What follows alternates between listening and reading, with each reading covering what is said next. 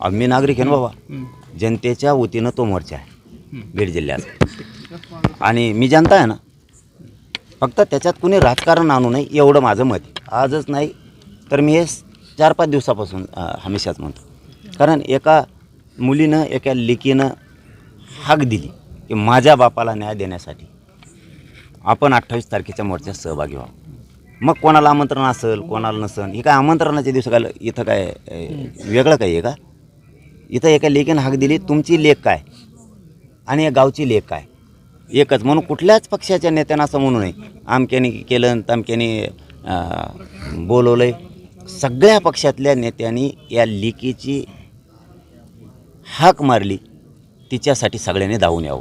तिच्या बापाला ती न्याय मागते आणि आपली जबाबदारी आहे पक्षाच्या पलीकडं जाऊन त्या मोर्चात माता मावल्यांसह महिलांनीसुद्धा प्रचंड संख्येनं यावं.